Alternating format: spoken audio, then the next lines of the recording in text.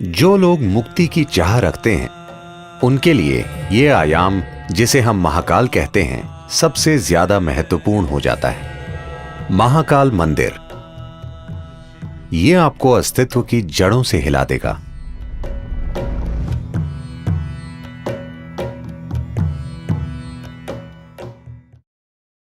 शिव एक ऐसे देवता हैं जिन्हें नाम नहीं देना चाहिए, क्योंकि उन्हें नाम देना उन्हें सीमित और छोटा करने जैसा है। साथ ही साथ उनके कई सारे नामों का संग्रह भी इस अवर्णीय रहस्य को प्रकट करता है कि वो कौन है, या इस अवर्णीय रहस्य को कि ये सृष्टि क्या है।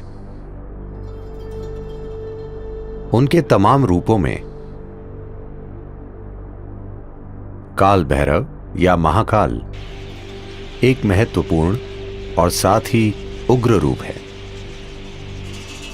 महाकाल के रूप में वो समय के स्वामी हैं। काल भैरव के रूप में वो समय के विनाशक हैं। Kala means time. काल का अर्थ है समय। समय का आपको जो अनुभव है वो बस अस्तित्व का चक्र में घूमना है। पृथ्वी एक बार घूमती है, वो एक दिन होता है। चंद्रमा पृथ्वी का चक्कर लगाता है, उसे एक महीना कहते हैं। पृथ्वी सूर्य का चक्कर लगाती है, वो एक साल हो जाता है। हर चीज जिसे आप समय मानते हैं, आपकी घड़ी भी चक्रों से जुड़ी है। हर चीज जो भौतिक है वो चक्रीय प्रकृति की है। अणु से लेकर ब्रह्मांड तक हर चीज जो भौतिक है वो स्वाभाविक रूप से चक्रीय प्रकृति की है, और अपने भौतिक अस्तित्व के कारण और आप जो हैं उसकी भौतिक प्रकृति के साथ आपके जुड़ाव के कारण आपको समय का बोध है। अब आप यहां बैठे हैं क्योंकि आपके पास एक शरीर है, इसलिए वो समय का हिसाब रख रहा है। जब आप जीवन की चक्रीय गति से मुक्त हो जाते हैं तो हम कहते हैं कि आपने मुक्ति पा ली है या मोक्ष पा लिया। तो जो लोग मुक्ति की चाह रखते हैं, जो लोग मोक्ष प्राप्त करना चाहते हैं, उनके लिए ये आयाम, जिसे हम महाकाल कहते हैं, सबसे ज्यादा महत्वपूर्ण हो जाता है।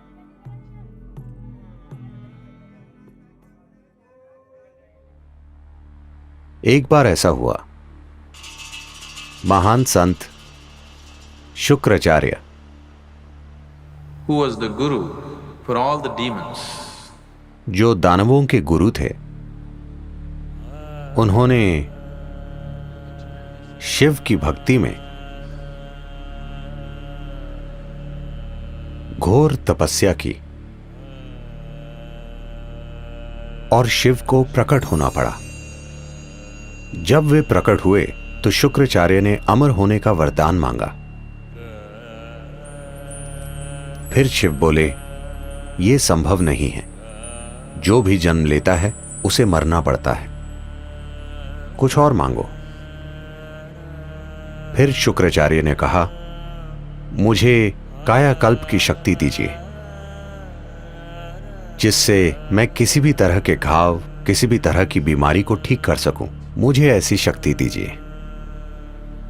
शिव, जो परम उपचारक हैं, सभी जड़ी बूटियों और औषधियों के स्वामी होने के नाते, शुक्राचार्य को संजीवनी मंत्र दिया। वो मंत्र जो लोगों की किसी भी प्रकार की बीमारी या किसी भी तरह के घाव या चोट को ठीक कर सकता था। जब शुक्राचार्य को यह संजीवनी मंत्र मिल गया तो दानव बहुत ही निडर हो गए और वे युद्ध के बाद युद्ध छेड़ने लगे। सभी दानव जो युद्ध में जख्मी हो जाते थे, किसी भी तरह के गंभीर घाव से, शुक्राचार्य उन्हें संजीवनी मंत्र से ठीक कर देते थे। तो इस वजह से दानवों की सेना एक भी आदमी खोए बिना लगातार लड़ सकती थी। देवता बहुत चिंतित हो गए और उन्हें लगा कि यह बहुत अन्यायपूर्ण युद्ध है, क्योंकि आप चाहे कितना भी लड़ लें, वे मरते ही नहीं, मगर हम मर जाते हैं। तो वे ब्रह्म के पास गए। ब्रह्म ने हस्तक्षेप किया और शिव से कहा, आपने शुक्राचार्य को इस तरह की शक्ति दी है, आपको उन्हें मारना होगा, नहीं तो दुनिया में पूरी तरह असंतुलन आ जाएगा। in the world. दानव देवताओं के खिलाफ अनुचित फायदे में हैं। फिर शिव बोले, उन्हें मारने की कोई जरूरत नहीं है, मैं उन्हें काबू में कर लूंगा। तो जब देवों और दानवों का युद्ध चल रहा था,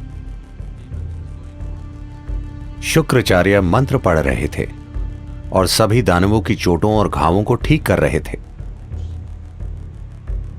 तभी सीमा के पार से एक खतरनाक जीव, एक राक्षसी जिसका नाम कृतिका था, एक भयानक रूप में प्रकट हुई। वो शिव की एक गण थी। उसने आकर शुक्राचार्य को अपनी कोख में खींच लिया और वे वहां एक भ्रूण की तरह रहे और वे काबू में आ गए। फिर देवताओं और दानवों के बीच संतुलन कायम हो गया। अधिक उचित और न्यायपूर्ण युद्ध लड़े गए। फिर ब्रह्म बहुत हैरान हुए और उन्होंने सोचा, सिर्फ महाकाल ही ऐसा कर सकते हैं। इंसान को मारे बिना वो पूरी तरह उसके जीवन को काबू में कर सकते हैं। शुक्राचार्य कृतिका की कोख में ही रहे और संजीवनी मंत्र बेकार हो गया। या दूसरे शब्दों में, महाकाल ने शुक्राचार्य के लिए समय को रोक दिया, जिससे वो आगे नहीं बढ़ सके।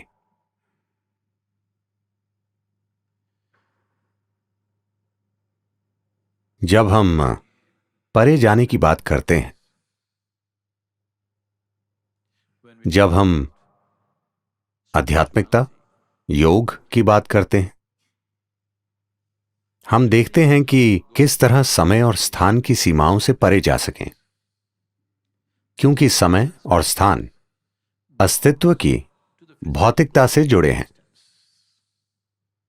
एक बार आप आध्यात्मिक होने की चाह करते हैं, उसका यह अर्थ है कि आप भौतिक से अधिक कुछ होने की चाह कर रहे हैं। एक बार आप भौतिक से कुछ अधिक हो जाते हैं, That means you are aspiring to be beyond. उसका अर्थ है कि आप समय और स्थान की सीमाओं से परे जाना चाहते हैं।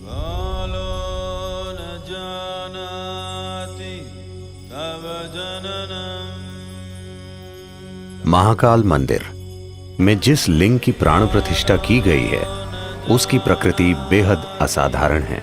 यह आपको अस्तित्व की जड़ों से हिला देगा। यह प्राण प्रतिष्ठा वाकई अद्भुत है। इसका एकमात्र मकसद है कि ये किसी तरह आपको विलीन कर दे।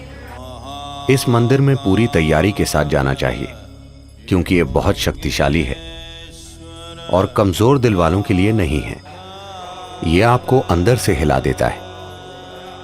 हर दिन महाकाल को जो भेंट अर्पित की जाती है, वो शमशान से लाई गई ताजा राख है, क्योंकि उन्हें यही पसंद है और वो जैसे हैं उन्हें वैसा बनाए रखती है। दुर्भाग्य से मैंने सुना है कि We be getting so bloody civilized. हम इतने सभ्य होते जा रहे हैं, अब शायद कुछ आंदोलनकारियों के विरोध के कारण वो शमशान की राख का इस्तेमाल नहीं कर रहे हैं। दुर्भाग्य से वो गाय या बैल के गोबर का इस्तेमाल कर रहे हैं। ये सिर्फ संस्कृति से जुड़ी चीज नहीं है, इसके पीछे एक विज्ञान है। अगर हम शमशान से राख लाएं और कोई दूसरी राख लाएं, मैं आपको दिखा सकता हूं कि दोनों में क्या फर्क है। अनुभव के स्तर पर दोनों में बहुत बड़ा अंतर है और यह बहुत महत्वपूर्ण है कि इस प्रक्रिया को जारी रखा जाए। क्योंकि महाकाल का स्वभाव यही है। इस महाकाल रूप की मौजूदगी ही ऐसी है कि आपके वहां जाने पर सब कुछ विलीन हो जाता है, सब कुछ जलकर राख हो जाता है। इसका अर्थ है कि आप भौतिक से मुक्त हो जाते हैं। यह आपको परम मुक्ति की ओर ले जाता है। अगर आप इसे कोमलता से करना चाहते हैं तो हमारे पास यहां सब कुछ है। अगर आप उसे जबरदस्त तरीके से करना चाहते हैं, अगर आप वाकई जोर का धक्का चाहते हैं और आप कमजोर दिल वाले नहीं हैं, तो महाकाल मंदिर एक अद्भुत प्रक्रिया है।